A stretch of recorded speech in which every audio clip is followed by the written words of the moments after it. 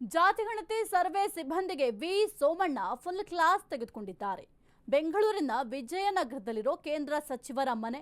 ನಮ್ಮ ರಾಜ್ಯದಲ್ಲಿ ಎಷ್ಟು ಜನರು ಹೆಬ್ಬೆಟ್ಟಿದ್ದಾರೆ ಅಂದ್ರೆ ಅನಕ್ಷರಸ್ಥರಿದ್ದಾರೆ. ಜಾತಿಗಣತಿ ಸರ್ವೆ ಸಿಬ್ಬಂದಿಗೆ ವಿ ಸೋಮಣ್ಣ ಫುಲ್ ಕ್ಲಾಸ್ ತಗೊಂಡಿದ್ದಾರೆ. ಬೆಂಗಳೂರಿನ ವಿಜಯನಗರದಲ್ಲಿರೋ ಕೇಂದ್ರ ಸಚಿವರ ಮನೆ. ನಮ್ಮ ರಾಜ್ಯದಲ್ಲಿ ಎಷ್ಟು ಜನರು ಹೆಬ್ಬೆಟ್ಟಿದ್ದಾರೆ ಅಂತ ಪ್ರಶ್ನೆ ಮಾಡಿದ್ದಾರೆ. ಸಮೀಕ್ಷೆಗೆ ಇಷ್ಟೊಂದು ಪ್ರಶ್ನೆಗಳು ಬೇಕಾ ಅಂತ ತರಾಟೆ ತೆಗೆದುಕೊಂಡಿದ್ದಾರೆ. ಅವರೆಲ್ಲರದ್ದು ಹೇಗೆ ಆನ್ಲೈನ್ ಸಮೀಕ್ಷೆ ಮಾಡ್ತೀರಿ ನೀವು ಅಂತ ಪ್ರಶ್ನೆ ಮಾಡಿದ್ದಾರೆ. ಅಧಿಕಾರಿಗಳು ಸರ್ಕಾರಕ್ಕೆ ಸರಿಯಾಗಿ ಹೇಳಬೇಕಲ್ವಾ? ಇಷ್ಟು ಪ್ರಶ್ನೆ ಕೇಳಬೇಕಾ? ಸರ್ಕಾರಕ್ಕೆ ನೀವು ಹೇಳಬೇಕಾಗಿತ್ತು. ನೌಕರರು ಸರ್ಕಾರದ ಏಜೆಂಟ್ ಆಗಬಾರ್ದು ಅಂತ ಗರಂ ಆಗಿದ್ದಾರೆ. ಸಿದ್ದರಾಮಯ್ಯ ಜಾತಿ ಲೆಕ್ಕ ಬೇಕು, ಅದಕ್ಕೆ ಹೀಗೆ ಮಾಡ್ತಾರೆ. ಇಷ್ಟು ಜನ ಮನೆಗೆ ಯಾಕೆ ಬಂದಿದ್ದೀರಾ ಅಂತ ಸೋಮಣ್ಣ ಅವರು ಸಿಬ್ಬಂದಿಗಳನ್ನ ತರಾಟೆಗೆ ತೆಗೆದುಕೊಂಡಿದ್ದಾರೆ.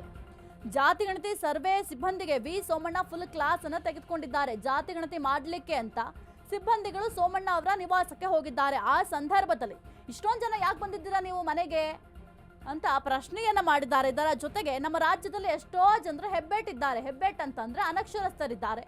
ಅವರೆಲ್ಲರದ್ದು ಕೂಡ ಹೇಗೆ ನೀವು ಆನ್ಲೈನ್ ಸಮೀಕ್ಷೆ ಮಾಡ್ತೀರಿ? ಅವ್ರಿಗೆ ಓದ್ಲಿಕ್ಕೆ ಬರಲ್ಲ, ಬರೆಯೋದಿಕ್ಕೆ ಬರಲ್ಲ, ಯಾವ ರೀತಿ ನೀವು ಆನ್ಲೈನ್ ಸಮೀಕ್ಷೆ ಮಾಡ್ತೀರಿ?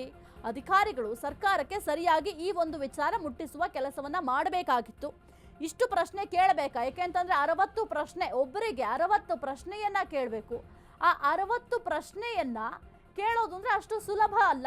ಯಾಕೆ ಇಷ್ಟೊಂದು ಜನ ಮನೆಗೆ ಬಂದಿದ್ದೀರಾ? ಅಷ್ಟೊಂದು ಪ್ರಶ್ನೆ ಅವಶ್ಯಕತೆ ಇದೆಯಾ?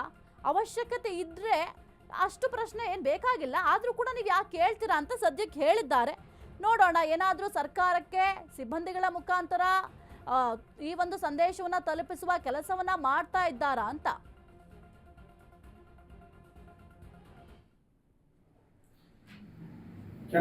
ಕೆಲಸನ ಸೃಷ್ಟಿ ಮಾಡಿ ನಾವು ಜಾತಿ ಗಣತಿಯನ್ನು ಮಾಡ್ತೀವಿ ಬೇರೆ ರೂಪದಲ್ಲಿ ಅಂತ ಹೇಳಿ ನಾನು ಬೆಳಿಗ್ಗೆ 9 ಗಂಟೆ 20 ನಿಮಿಷಕ್ಕೆ ಕುಳಿತವನು ಸುಮಾರು 1 ಗಂಟೆ 4 ನಿಮಿಷ ಆದರೂ ಕೂಡ ಒಬ್ಬನ ಮಾಹಿತಿಯನ್ನು ಪಡೆಯೋದಕ್ಕೆ ಅಧಿಕಾರಿಗಳ ಕೈಲಿ ಆಗಲಿಲ್ಲ. ಈ ಸಮೀಕ್ಷೆ ಅವೈಜ್ಞಾನಿಕವಾಗಿದೆ, ತಾಂತ್ರಿಕ ತೊಂದರೆಗಳಿಂದ ಕೂಡಿದೆ. ಮಾಹಿತಿ ಇಲ್ಲದೆ ಇರ್ತಕ್ಕಂಥ 10 ಭಾಗವಹಿಸುವ ವ್ಯವಸ್ಥೆಗಳನ್ನು ತಂದು ಯಾರು ಕೈಯಾಗಿ ಮಾಹಿತಿ ಕೊಡ್ತೀರಂತೀರೋ ಅವರು ಕೂಡ ಕೊಡದೆ ಹೋಗೋದಕ್ಕೆ ಇದೊಂದು ದೊಡ್ಡ ಉದಾಹರಣೆ ಆಗಿದೆ. ನನಗನ್ನಿಸ್ತದೆ ಇನ್ನೊಂದು ಕಾಂತರಾಜ್ ಕಮಿಟಿ ಆಯ್ತು, ಸಮಿತಿಯ ರಿಪೋರ್ಟ್ ಆಯ್ತದೆ ವಿನ ಇದರಿಂದ ಏನೇನು ಆಗೋದಿಲ್ಲ. ಸಿದ್ದರಾಮಯ್ಯನವರು